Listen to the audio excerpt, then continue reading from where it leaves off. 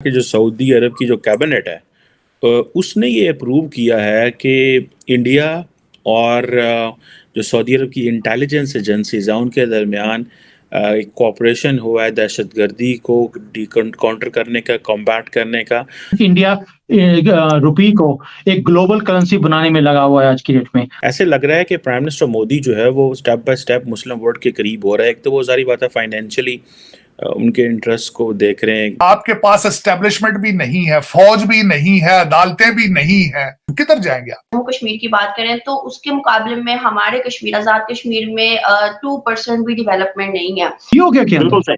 अभी झंडा इंडिया के झंडे लगा कर बोल रहे हैं हमें इंडिया के साथ जुड़ना है, क्योंकि उन्हें उन जिहादियों के साथ रहने की अब उनकी इच्छा ही नहीं है। आप देखेंगे आगे आगे जाकर नेपाल, बांग्लादेश के लोग भी बोलेंगे कि हमें इंडिया के साथ मिलना है। इंडिया में पैदा होने वाला बच्चा हम देखते हैं, वर्ल्ड बैंक जो पाकिस्तान को अक्सर खैरात देता है उसका सीईओ बनता है।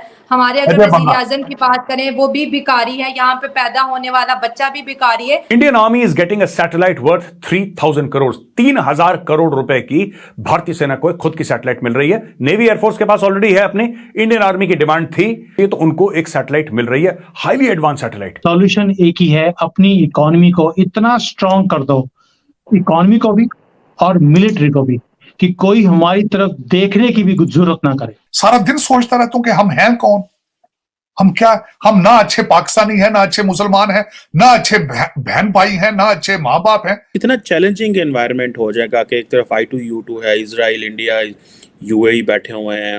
हम अफगानिस्तान की बात करें, मैं हैरान रहेगी कि अफगानिस्तान की जो एक्सपोर्ट है 1.20 मिलियन डॉलर तक पहुंच चुकी है, और पाकिस्तान को देख लें सर, वो कर्जे पे कर्जा ले रहे हैं। बलोचिस्तान, अफगानिस्तान हमें क्रॉस कर रहा है।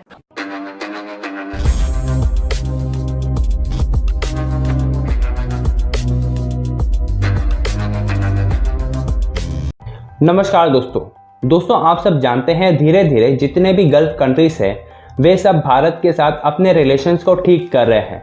इसी दौरान सऊदी अरब भारत के साथ लगातार अपने रिलेशंस को ठीक कर रहा है। तो दोस्तों अब सऊदी अरब ने एक नई डील साइन की है भारत के साथ, जिसमें सऊदी अरब की इंटेलिजेंस एजेंसी और भारत की इंटेलिजेंस एजेंसी रॉ दोनों मिलकर के काम करेंगे टेररिज्म के खिलाफ और टेररिज्म को जड़ से उखाड़ देंगे। दोस्तों ये बहुत बड़ी हार होगी पाकिस्तान की, क्योंकि पाकिस्तान हर वक्त मुस्लिम उम्मा का सहारा लेकर के टेररिज्म का इशू से भागता हुआ आ रहा था, लेकिन अब उसी मुस्लिम उम्मा का सबसे बड़ा देश या लीडर भारत के साथ हाथ मिला चुका है और अब भारत की सहायता भी करेगा इस डील की मदद से। और दोस्तों भारत कश्मीर में हो रहे आतंकवादी गतिविधियों को कम कर सकता है और उन्हें पूर्ण तरीके से कम भी कर सकता है।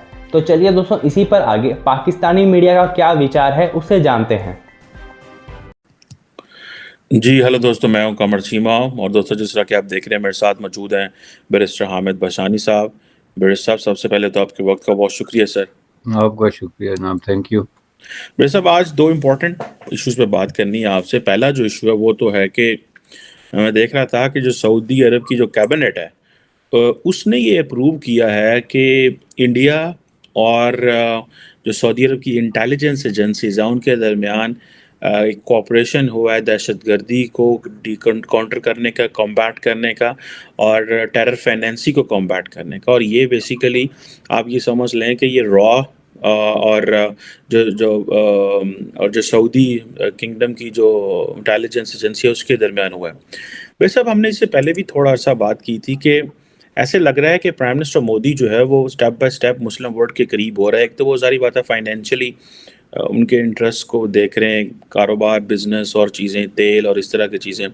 दूसरा ये ऑन स्ट्रेटेजिक इश्यूज़ के ऊपर और ये जो ग्लोबली इम्पोर्टेंस के इश्यूज़ हैं उनके ऊपर भी जो है वो करीब हो रहा है। आपको क्या लगता है भाई साहब, पाकिस्तान जिसने मुस्लिम वर्ल्ड को और पर्टिकुलरली सऊदी अरेबिया को इतना ज़्यादा जो है वो जेलसली गार्ड किया और प्रोटेक्ट किया कि उसको इंडिया की हवा ना लगे, आप पाकिस्तान की पोजीशन को कैसे देखते हैं जब इंडिया और सऊदी अरब का जो इंटेलिजेंस एजेंसीज का cooperation on combating terrorism and terror financing है? जी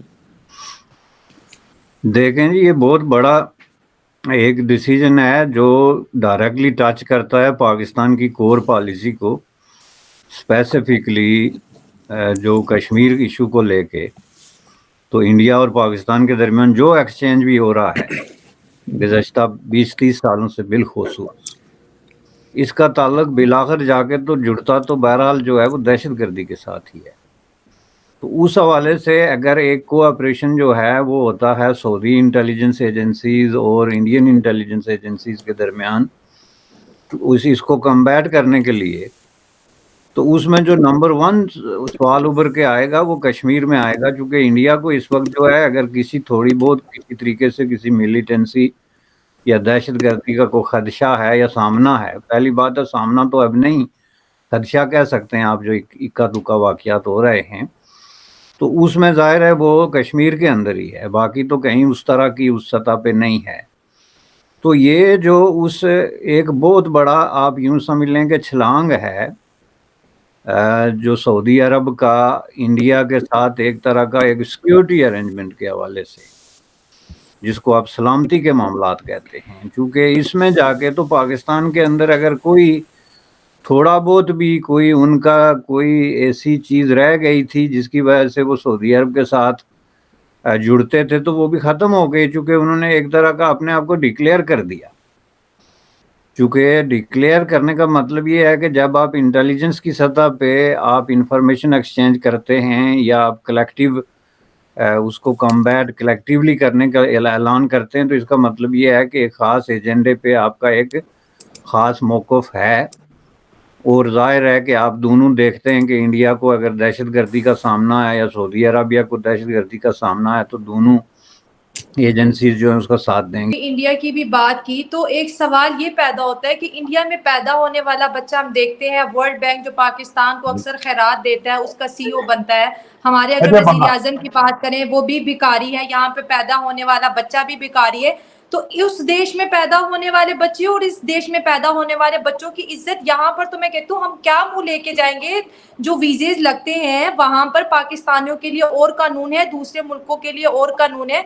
हमारे लिए इस मुल्क में पैदा होना क्या हमारे लिए कोई मुश्किल की बात है? क्या फ्यूचर है हमारा? मुझे तो इस चीज की समझ नहीं आई। मैं सारी बता देता हूँ। उसमें ये जो आपने मुझे क्वेश्चन किया ये मेरा बड़ा फेवरेट क्वेश्चन है। उसकी वजह ये है कि मैं भारत एक तो जाता भी बहुत हूँ, मैं तकरीबन हर दूसरे तीसरे साल जाता हूँ। मेरा बिजनेस पार्टनर है वो भी भारतीय, और मेरा बड़ी एसोसिएशन है भारत के साथ में, और 24 घंटे मेरा समझ लें कि मेरा इस पे नजर होती है कि भारत में क्या हो रहा है, हम कहाँ जा रहे हैं। और मैंने कई जगह प्रोग्रामों पे कहा है कि मैं हाथ जोड़ता हूं हर पाकिस्तानी बच्चे को, खुदारा भारतीय चैनलों पे भारत की खबरें सुना करो, शायद तुम्हारा जमीर जाग जाए कि वो किस तरह तरक्की कर रहे हैं। बहुत जरूरी है। वो फिल्मा नाल नहीं रहा, बॉलीवुड दियां नाल नहीं है तुम्हारी तरक्की होनी, वहां पे खबरें उनकी पढ़ो। मैं बताना चाहता हूं कि उसकी तरक्की का सीक्रेट क्या है। मैं आज ये हिस्ट्री थोड़ी सी बताना चाहूंगा। कई लोग जज्बाती होकर इस चीज पे उसको नेगेटिव भी ले जाते हैं, मैं इसको नेगेटिव सेंस में नहीं कह रहा हूं। मैं जब पंजाब यूनिवर्सिटी में पढ़ता था, ये बात है 1984 की। 84 में 80s में आप कर लें, 1980 के लगभग पाकिस्तानी ₹1 के भारतीय ₹2 होते थे। इस पे नरसिम्हा राव, मनमोहन सिंह, मोरारजी देसाई और इस तरह के लोग आए जिन्होंने भारत को खोला, उनकी ट्रेड को खोला। सबसे बड़ा सीक्रेट भारत की तरक्की का उनकी एजुकेशनल इंस्टीट्यूशन से, उनका क्वालिटी ऑफ एजुकेशन जी सबसे बड़ा सीक्रेट। आज भी जो इंस्टीट्यूट ऑफ टेक्नोलॉजी है, institute of technology in Bharat के अंदर जो है, इंडियन इंस्टीट्यूट ऑफ, उसकी टक्कर कहते हैं यहाँ पे MIT, Massachusetts institute of technology, यहां एडमिशन मिल जाता है, वहां एडमिशन नहीं मिलता।